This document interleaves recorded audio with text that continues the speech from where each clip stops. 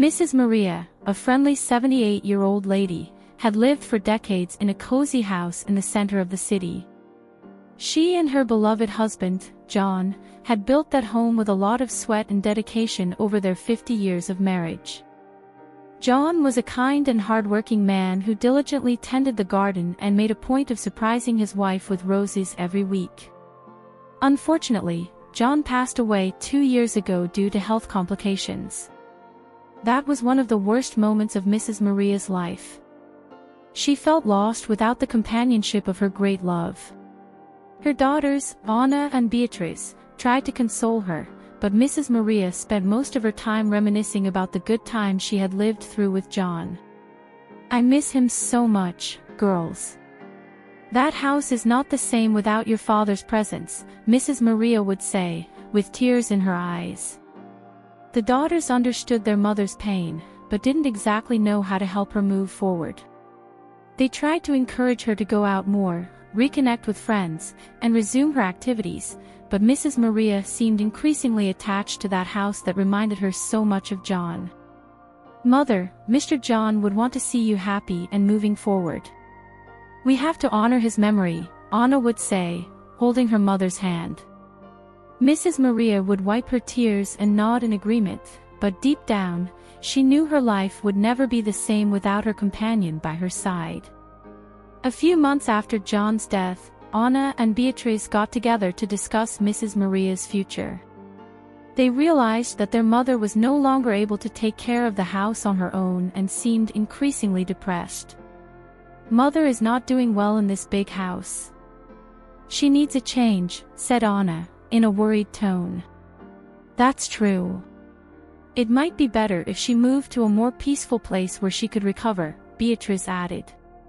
The sisters then had an idea. They owned a rural property on the family farm, an old house that had been abandoned for years. They thought it would be the perfect place for Mrs. Maria to recover. "I'm sure Mother will love the peace and quiet of the farm. And that way, we can take better care of her," said Anna, with a smile on her face. Beatrice agreed, though she carried some concern. "I think it's the best option right now. I'll talk to Mother and convince her to move to the farm," said Beatrice. The next day, the two daughters went to Mrs. Maria's house to propose the move. "Mother, we've thought a lot about it and we believe it would be better if you moved to the farm for a while. There, you would have more peace and quiet, and we could take better care of you," Beatrice explained. Mrs. Maria was a bit reluctant, as that house was her home and she didn't want to separate from John's memories. "But, daughters, I don't know. This house has so many memories of your father," Mrs. Maria responded, with a worried look. "We understand, Mother. But it will be good for you. The farm is a peaceful place, with fresh air. And we'll be there to take care of you," Anna insisted, holding her mother's hand. After a few minutes of reflection, Mrs. Maria ended up agreeing with her daughter's proposal. She believed that a change of scenery could do her good. "All right, girls. I'll move to the farm. I hope you're right and that this will help me overcome the longing for your father," said Mrs. Maria, with a sigh. The daughters smiled with relief and offered to help their mother with the move. Little did they know that this decision would bring unexpected consequences to Mrs. Maria's life. As soon as Mrs. Maria agreed to move to the farm, daughters Anna and Beatrice began to hatch a secret plan. They knew that their mother had a good amount of money saved, the fruit of years of savings and their late father's life insurance. "This is our chance to secure our financial future," said Anna, with a glint of greed in her eyes. "Exactly.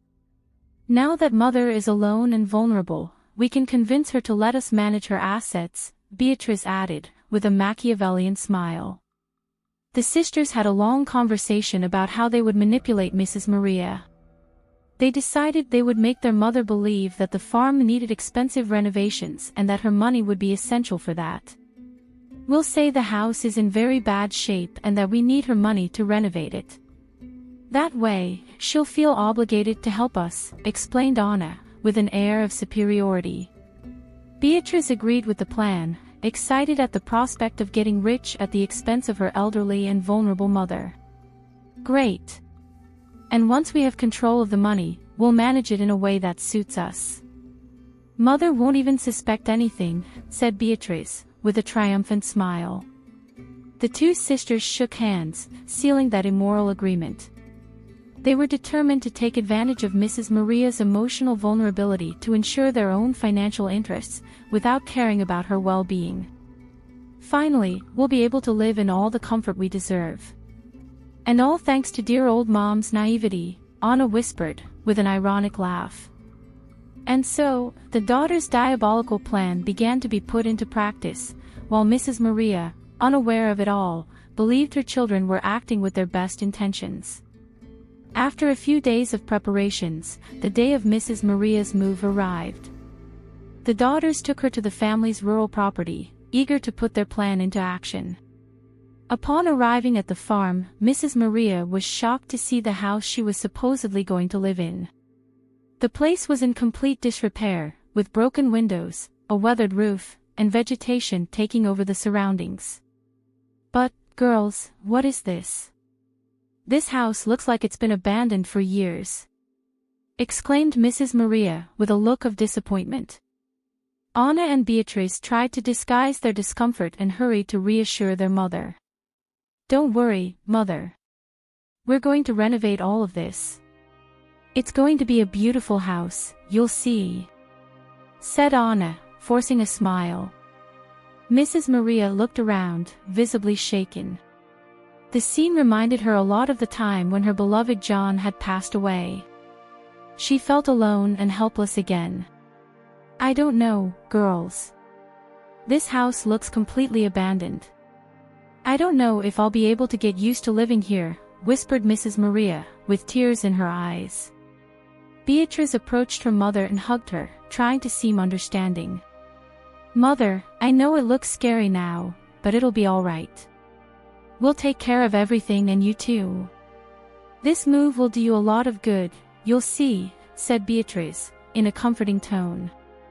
Despite her daughter's promises, Mrs. Maria couldn't hide her deep sadness and discouragement. She felt that this abandoned house would only bring more loneliness and suffering to her life. "I hope you're right," Mrs. Maria responded, with a heavy sigh. The sisters exchanged a complicit look, knowing this was just the first stage of their cunning plan. They had no intention of renovating the house, only of using their mother to gain access to her assets. In the following days, Mrs. Maria made an effort to adapt to the new reality of the abandoned farm. She spent hours sitting on the porch, observing the desolate landscape and reminiscing about the happy time she had lived with John. Amidst this sadness, one day Mrs. Maria saw a man walking on the dirt road near the farm.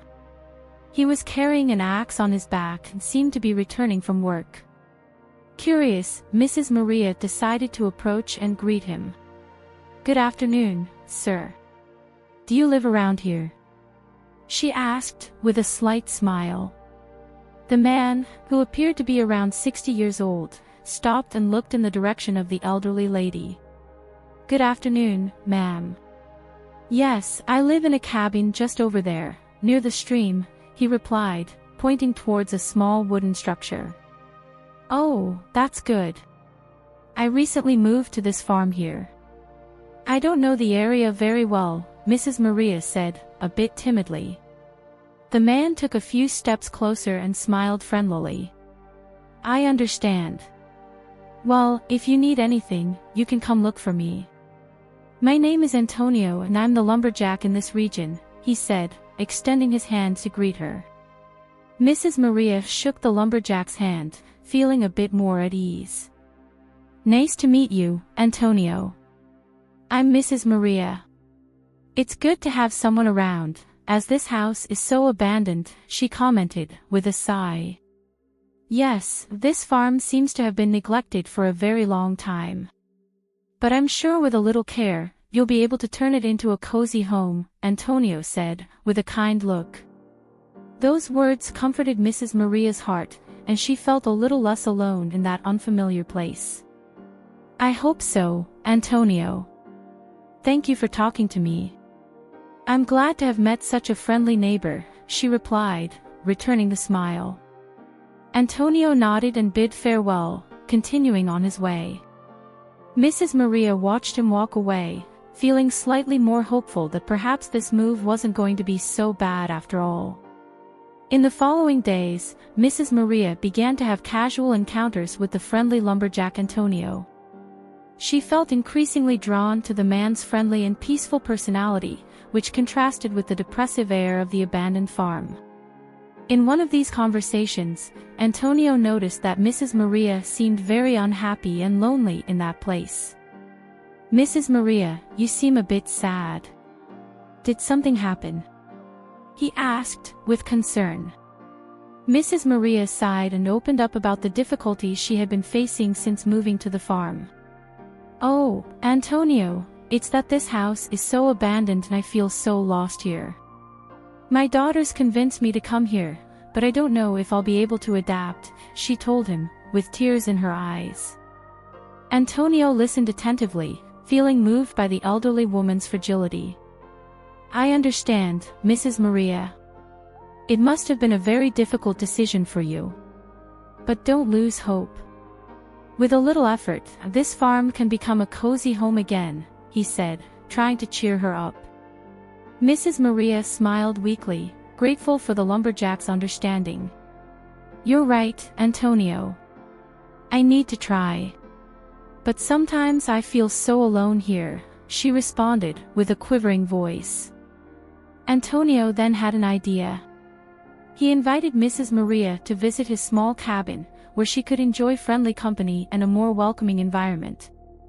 "Look, Mrs. Maria, why don't you come have some tea with me in my cabin?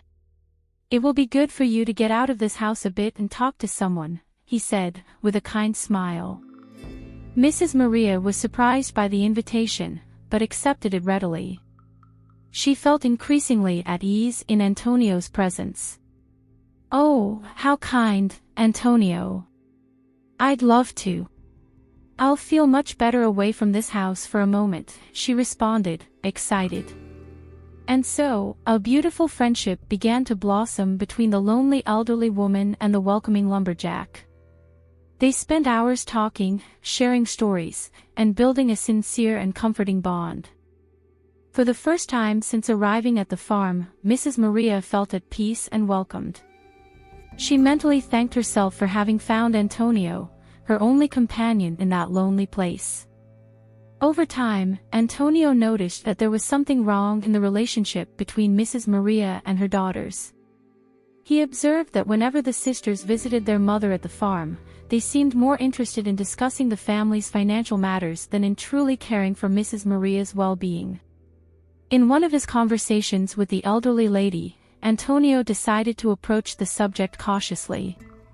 "Mrs. Maria, you seem a bit bothered when your daughters come to visit.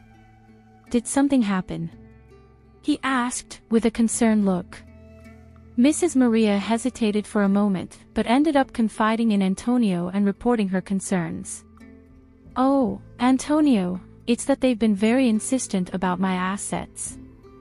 They keep pressuring me to sign documents and make decisions about the money," she said, with a sigh. The lumberjack frowned, realizing that his suspicions were being confirmed. "I understand. And do you feel comfortable doing these things?" Antonio questioned. "No, not at all. I feel very pressured and uncomfortable. But they tell me it's for my own good, that I need to take care of my inheritance," Mrs. Maria responded, with a distressed look. Antonio then made a decision. He couldn't stand by and watch that lady being manipulated by her own children. "Mrs. Maria, let me be honest with you. I have the impression that your daughters are not acting with the best intentions. They seem more interested in your money than in your well-being," he said, in a serious tone. Mrs. Maria's eyes widened, surprised by Antonio's frankness. "What do you mean, Antonio? They are my daughters, they couldn't want to harm me," she exclaimed, still reluctant to believe it. "I understand your difficulty in accepting this, Mrs. Maria. But observe their behavior closely. Aren't they trying to take advantage of you in a moment of vulnerability? Antonio insisted, with concern. For the first time, Mrs. Maria began to question the true motivations of Anna and Beatrice. She realized that they did indeed seem excessively interested in her assets and little concerned about her emotional well-being. My goodness, maybe you're right, Antonio. They've been acting strange. Mrs. Maria murmured, with tears in her eyes. The lumberjack extended his hand and gently squeezed the elderly lady's shoulder, in a gesture of support. You're not alone, Mrs. Maria. I'm here to help you, if you need it, he said, with determination. In that moment, Mrs. Maria felt relieved to have found someone she could trust, someone who seemed genuinely concerned about her well-being. She knew she would have to be more careful with her daughter's actions from then on. After the revealing conversation with Antonio, Mrs. Maria became very worried and began to increasingly distrust her daughter's intentions. She remembered the times they had pressured her to sign documents related to her assets. A few days later, when Anna and Beatrice returned to the farm, Mrs. Maria decided to address the issue with the lumberjack. Antonio, my daughters came today and they're asking me to sign some papers. They say it's to better care for the house and property, but I don't know, said Mrs. Maria, visibly distressed.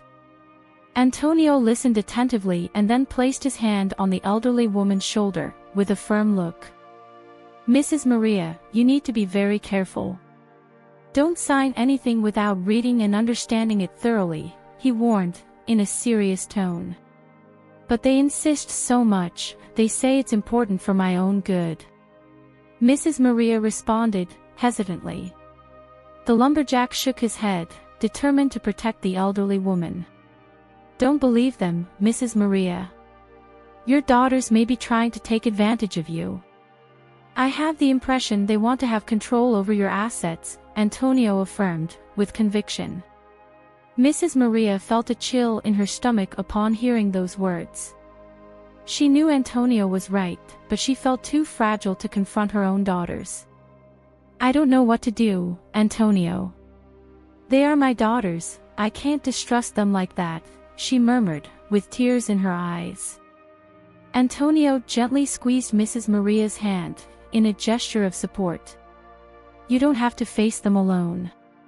I'm here to help you. If things get too difficult, please come to me. I will protect you, he said, in an encouraging tone. Mrs. Maria felt relieved to hear those words.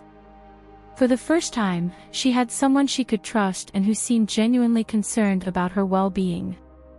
Thank you so much, Antonio. I don't know what I would do without your support at this time, she responded, with a shy smile. The lumberjack smiled back, determined not to let that elderly woman be exploited by her own daughters. He knew he would have to keep an eye out and act cautiously to protect Mrs. Maria. A few days after the conversation with Antonio, Mrs. Maria received another visit from her daughters, Anna and Beatrice. This time, they seemed even more insistent about the documents they wanted their mother to sign.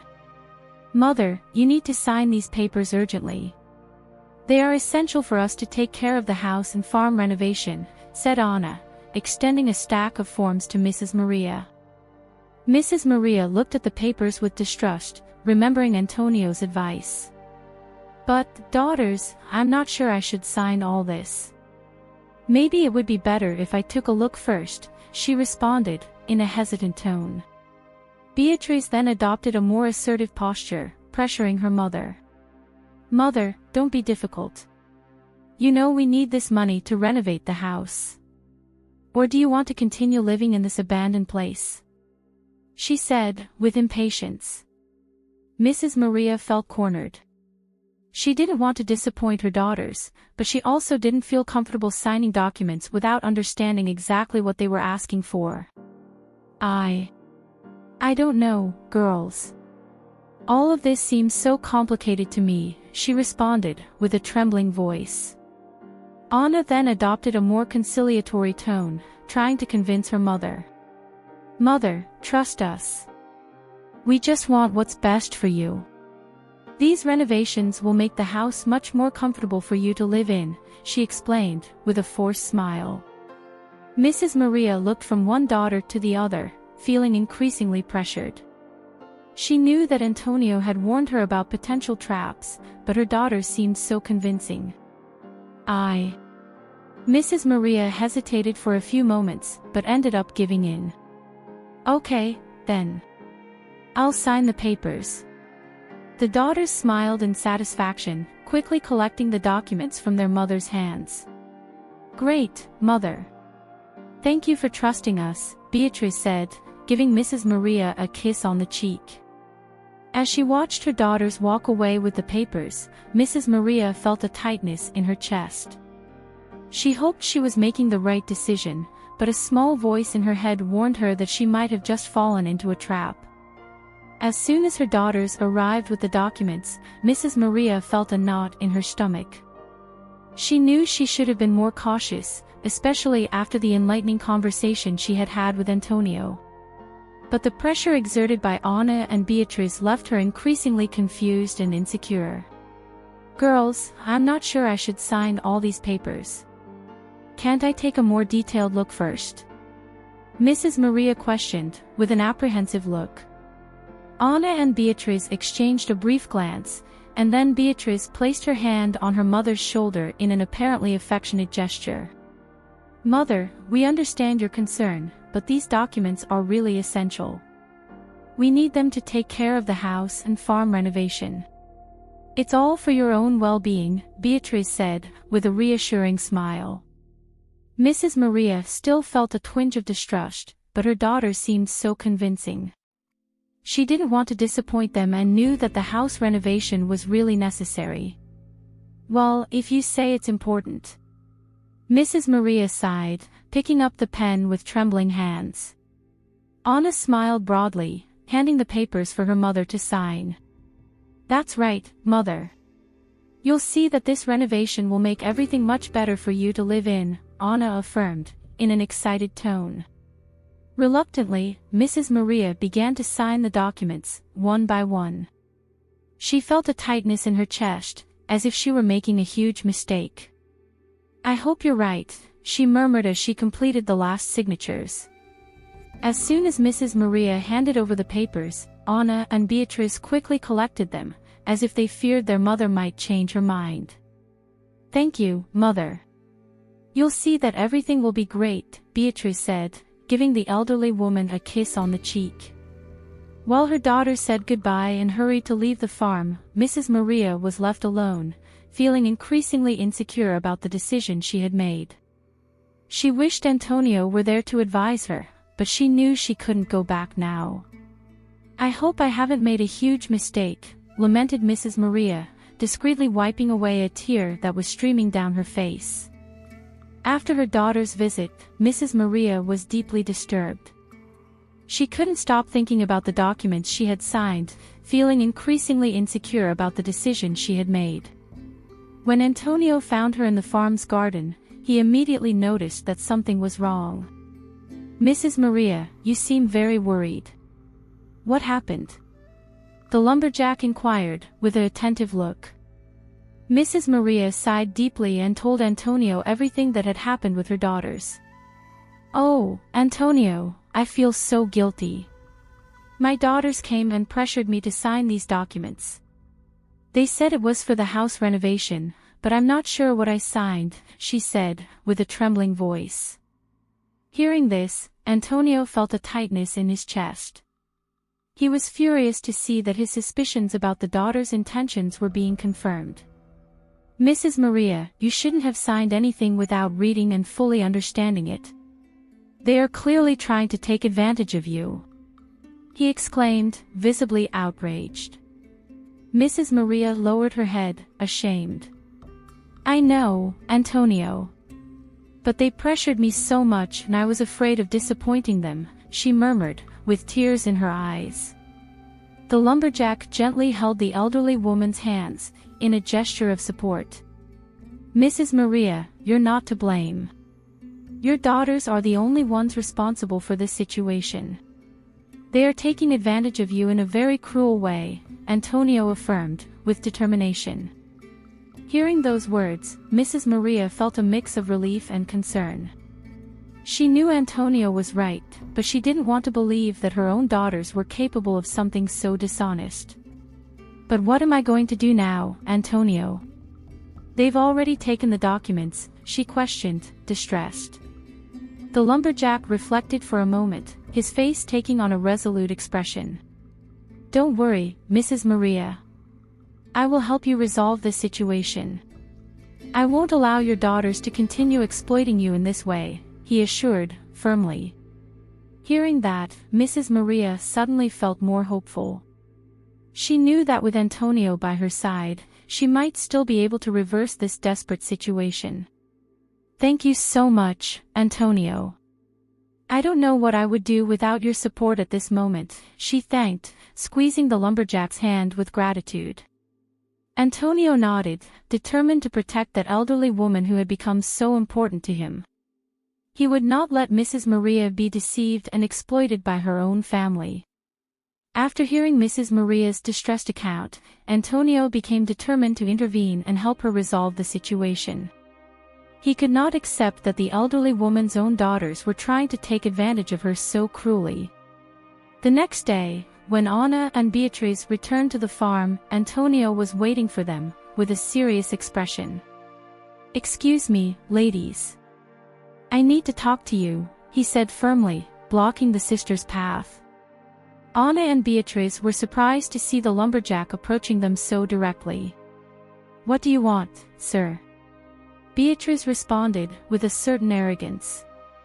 "I know what you two are doing to Mrs. Maria. I can't believe you have the courage to exploit your own mother in this way," Antonio accused, straight to the point. The sisters exchanged a nervous look, realizing that their intentions had been discovered. "What are you talking about?" "We don't know what you're referring to," Anna denied, trying to appear casual. Antonio narrowed his eyes, visibly irritated by the daughter's attitude. "Don't play innocent. I know you pressured Mrs. Maria to sign documents related to her assets.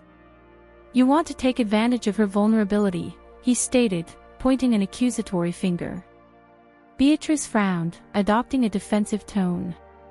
"Look here, you busybody. This isn't your life. We are taking care of our mother in the best way possible," she retorted, indignantly. "Taking care? You are only using her to get her money. This is not care, it's pure exploitation." Antonio raved, undaunted. At that moment, Mrs. Maria appeared on the porch of the house, attracted by the shouting. "What's going on here?" she asked, visibly concerned. Anna and Beatrice turned to their mother, trying to conceal the situation. "Nothing, mother. This man is being impertinent and unfairly accusing us," Anna said, with a false smile. Antonio was not fooled and addressed Mrs. Maria directly. "Mrs. Maria, your daughters are trying to take advantage of you. They want to control your assets," he denounced, without hesitation. Mrs. Maria's eyes widened, shocked by this revelation. She looked from Antonio to her daughters, feeling completely lost. "Girls, is that true?" she questioned, with a trembling voice. The sisters were visibly nervous, but tried to remain calm. "Mother, don't believe this man. He's lying," Beatrice cried out in desperation. Antonio faced the two sisters with determination. "You may try to hide it, but I know the truth. And I won't let you continue to exploit Mrs. Maria," he stated, in a challenging tone. The confrontation between Antonio and Mrs. Maria's daughters had only just begun. The battle to protect the elderly woman from the exploitation of her own family was just starting. The confrontation between Antonio and Mrs. Maria's daughters quickly turned into a heated discussion. The sisters tried their best to deny the lumberjack's accusations, while he remained firm in his position to protect the elderly woman. "You liar! You have no right to interfere in our relationship with our mother," Beatrice shouted, her face flushed with anger. Antonio looked the woman in the eye without backing down, his tone of voice firm and determined. I have a duty to intervene when I see someone being exploited. And that's exactly what you two are doing to Mrs. Maria, he retorted, pointing a finger at the sisters. Anna approached Antonio, her eyes shining with fury. Who do you think you are to judge us? We are her daughters, we know what's best for our mother. She vociferated. Oh, really? And signing documents without her consent is best for Mrs. Maria. You're only interested in her money, accused Antonio, unyielding. At that moment, Mrs. Maria, who had been watching the scene from the porch, could no longer contain herself. Stop this, please.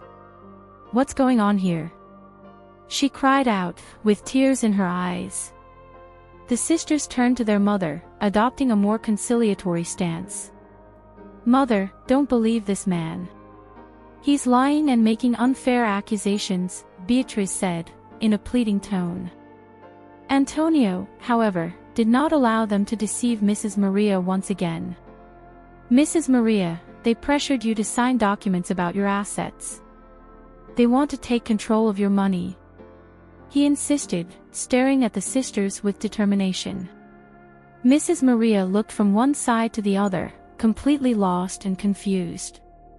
She couldn't believe that her own daughters could be acting so dishonestly. Girls, is what he's saying true? She asked, her voice choked with emotion.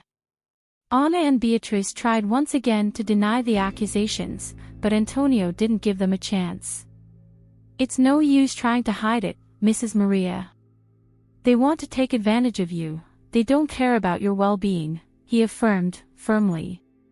Faced with the lumberjack's insistence and the confusion she found herself in, Mrs. Maria finally began to question the true intentions of her daughters. She felt her heart ache as she realized that perhaps Antonio was right. The confrontation between the lumberjack and the sisters continued to unfold, with both sides determined to convince Mrs. Maria of their position. The elderly woman, caught in this dispute, felt increasingly distressed and lost, wishing only to find the truth. Mrs. Maria watched the heated discussion between Antonio and her daughters, Anna and Beatrice, completely stunned. She had never imagined that her own daughters could be acting in such a dishonest and manipulative way. As the confrontation intensified, Mrs. Maria felt a whirlwind of emotions. She looked from one side to the other, unsure of whom to believe. Girls, please, stop this. What's going on here? She pleaded, her voice choked with anguish. Beatrice approached her mother, trying to appear calm and soothing. Mother, this man is being completely unfair to us. We only want to take care of you and help make this house comfortable, she said, with a pleading look. However, Antonio did not allow the sisters to deceive Mrs. Maria once again. Don't believe them, Mrs. Maria. They want to take control of your assets, they don't care about your well-being, he retorted, firmly. Mrs. Maria felt her heart racing, confused by this delicate situation. But, how can I know who is telling the truth? She questioned, with an expression of anguish. Anna then spoke up, trying to convey an image of maternal concern. Mother, we are your daughters. We only want what's best for you. This man is lying to harm us, she affirmed, in a soft voice. However, Antonio was not shaken by the sisters' stance. Mrs. Maria, they've already had you sign documents about your assets, without your consent. Do you think I would make up something like that? He countered, looking the women in the eye with determination.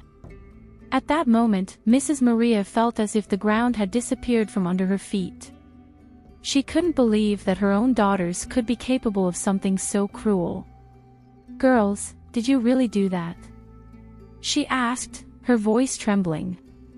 Anna and Beatrice averted their gaze, unable to deny it again. Mrs. Maria then understood, horrified, that Antonio was telling the truth. My God, how could you do this to me? She exclaimed, tears streaming freely down her face. Seeing their mother's reaction, the sisters finally realized that their ruse had been unmasked. They remained silent, unable to provide a response. At that moment, Mrs. Maria realized that among all the people around her, the only one who truly cared about her was the lumberjack Antonio. She felt deeply betrayed and disappointed by the behavior of her daughters.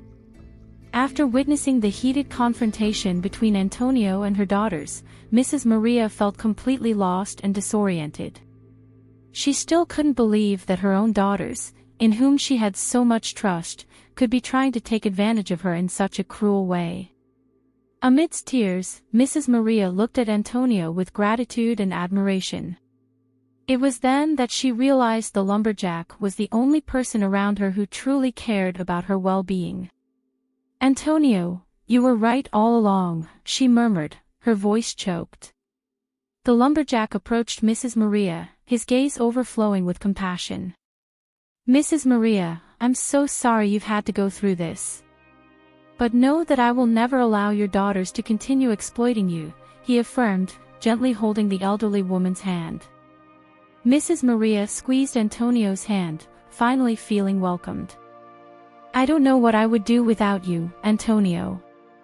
You are the only person I can trust at this moment," she responded, with a trembling sigh.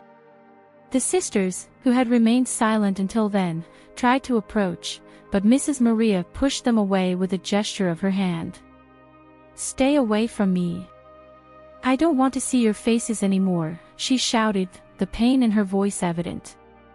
Anna and Beatrice retreated, visibly embarrassed. They knew they had lost their mother's trust. "But, Mother, we..." Beatrice tried to justify, but was interrupted by Mrs. Maria. "Enough. I don't want to hear any more lies from you.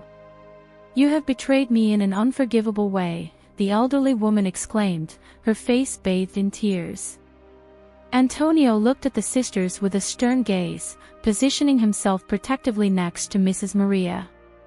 "I think it's best if you two leave before I take further action," he said, in a warning tone. Without a word to say, Anna and Beatrice finally withdrew, heads hung low and visibly ashamed. When they were alone, Mrs. Maria turned to Antonio, her eyes shining with a mixture of relief and gratitude. "Antonio, you are the only person I can trust now. I don't know what I would do without you here," she declared, squeezing the lumberjack's hand with affection. Antonio smiled gently, feeling honored by the trust Mrs. Maria was placing in him. "I will always be here for you, Mrs. Maria. You can count on me," he responded, determined not to let that elderly woman be betrayed by her own family once again. At that moment, Mrs. Maria knew she had found a faithful ally, someone in whom she could place her complete trust. She felt that with Antonio by her side, perhaps she could finally find the peace and security she so desperately needed. After facing the harsh reality that her own daughters had tried to take advantage of her, Mrs. Maria felt an urgent need to make a decision about the fate of her assets. She did not want that money, the fruit of a lifetime of work, to fall into the hands of those who had now shown so little regard for her well-being. A few days after the confrontation with her daughters, Mrs. Maria called Antonio for a private conversation. "Antonio, I need to talk to you about something very important," she said, with a determined expression. The lumberjack nodded, showing his full attention. "Of course, Mrs. Maria. What do you wish to tell me?" he inquired, ready to listen to her. Mrs. Maria took a deep breath before proceeding. "After everything that has happened, I realize that the only person I can fully trust is you. You showed me that you truly care about me, unlike my own daughters," she declared, her eyes welling up with tears. Antonio gently held the elderly woman's hand, in a gesture of support. "I will always be here for you, Mrs. Maria. You can count on me," he responded, with sincerity. Mrs. Maria smiled weakly, squeezing the lumberjack's hand. "Antonio, I've decided to change my will. I want to leave all my assets to you," she announced, with determination. The lumberjack's eyes widened, surprised by this revelation. What? But, Mrs. Maria, I can't accept something like that, he exclaimed, visibly flustered. Mrs. Maria, however, maintained her position. No, Antonio. You are the only person I can trust. I don't want my money to fall into the hands of those who betrayed me, she explained, firmly. Antonio shook his head, still reluctant. But I can't simply accept your inheritance. That wouldn't be right, he argued, trying to dissuade the elderly woman. However, Mrs. Maria was not willing to change her mind. Antonio, please, understand. You saved me from a terrible situation.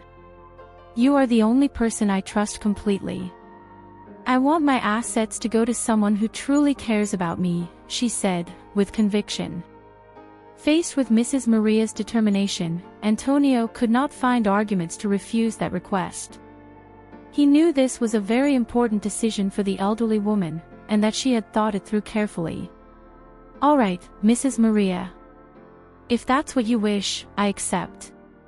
But know that my only intention is to take care of you, not to obtain any material benefit, he affirmed, with seriousness. Mrs. Maria smiled, relieved to have found someone she could fully trust. I know that, Antonio. And that's exactly why I want you to be the administrator of my assets. You are the only person I can trust, she responded, squeezing the lumberjack's hand once more. At that moment, Mrs. Maria felt more secure and calm than she had in a long time. She knew that with Antonio by her side, she could finally find the peace of mind she had been seeking. As soon as Mrs. Maria finalized the arrangements to change her will, leaving all her assets to Antonio, the news soon reached the ears of her daughters, Anna and Beatriz. The sisters were absolutely furious to discover that their mother had decided to benefit the lumberjack with her inheritance, instead of leaving it for them. This can't be happening. How could mother do something like this? Shouted Beatriz, her face flushed with rage. Anna, equally outraged, faced her sister with desperation.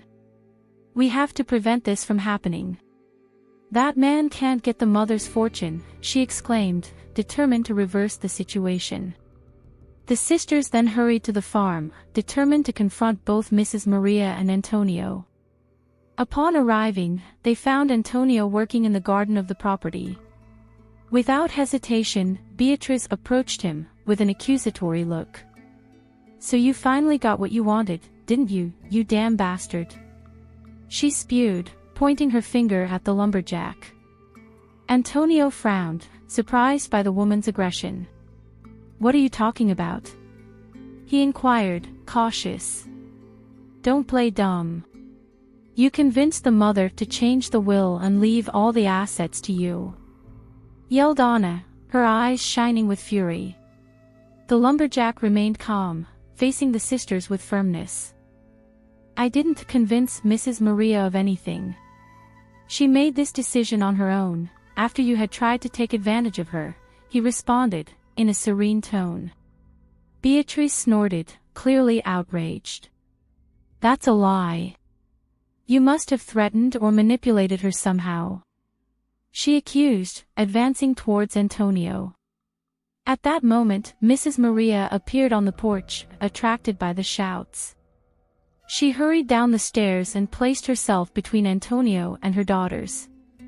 What is going on here? She inquired, with concern. Anna and Beatrice turned to their mother, the fury etched on their faces. Mother, how could you do this? How could you leave all your assets to this man? Questioned Beatrice, in an accusatory tone. Mrs. Maria remained firm, unflinchingly facing her daughters. I made this choice because Antonio is the only person I can trust. You betrayed me and tried to take advantage of me, she responded, her voice laden with bitterness. The sisters seemed on the verge of exploding with rage. This is unfair. We are your daughters, we deserve this inheritance, shouted Anna, in despair. Antonio positioned himself between the women once again, in a protective posture. "I think it's best if you two calm down and accept Mrs. Maria's decision," he stated, with authority. Faced with the determination of the lumberjack and the firmness of Mrs. Maria, the sisters had no choice but to withdraw, furious at the turn of events. "This isn't over. You will regret this," threatened Beatrice, before leaving, stomping her foot. Mrs. Maria watched her daughters walk away, feeling relieved to have Antonio by her side in this difficult moment. After the heated confrontation with her daughters, Mrs. Maria was visibly shaken. She knew that her decision to leave all her assets to Antonio in the will would cause a great uproar among Anna and Beatrice. Concerned for the elderly woman's safety, Antonio decided to take some measures to protect her. "Mrs. Maria, I think it's better if we hide the new will in a secure place. Your daughters might try something against you," he suggested, with caution. Mrs. Maria nodded, agreeing with the lumberjack's proposal. "You're right, Antonio. I can't risk them trying to force me to change my mind," she responded, visibly distressed. The two then began to look for an appropriate place to store the document. Antonio suggested a secret hiding place in his own cabin, where the daughters would never suspect. "Here in my cabin, no one will look. They don't even know of my existence," he explained, as he carefully placed the will in a small wooden box. Mrs. Maria watched attentively, feeling relieved to have such a reliable person by her side. "Thank you so much, Antonio. I know I can count on you," she said, sincerely. The lumberjack smiled compassionately, assuring the elderly woman that she was safe. "Don't worry, Mrs. Maria. I will protect you and your will with my own life, if necessary," he affirmed, with determination. In the following days, Antonio remained vigilant, closely observing the movements of Mrs. Maria's daughters. He would not allow them to find the will or threaten the elderly woman's safety. Whenever the sisters appeared at the farm, Antonio remained alert, positioning himself close to Mrs. Maria to ensure her protection. He knew this would be an ongoing battle, but he was willing to face any obstacle to honor the trust the elderly woman had placed in him. Mrs. Maria, in turn, felt increasingly secure and calm. She knew that with Antonio by her side, she could finally live her final years in peace, without worrying about the machinations of her daughters. "I don't know what I would do without you, Antonio. Thank you for everything you're doing for me," she murmured, squeezing the lumberjack's hand with gratitude.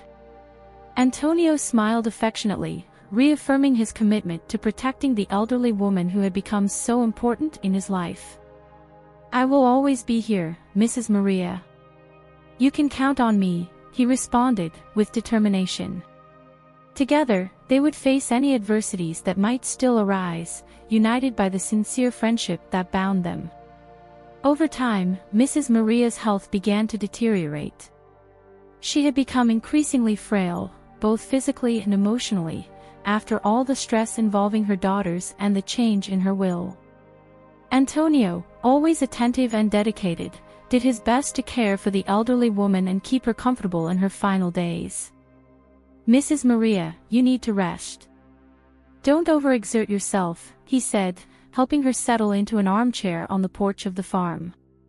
Mrs. Maria smiled weakly, squeezing the lumberjack's hand with gratitude.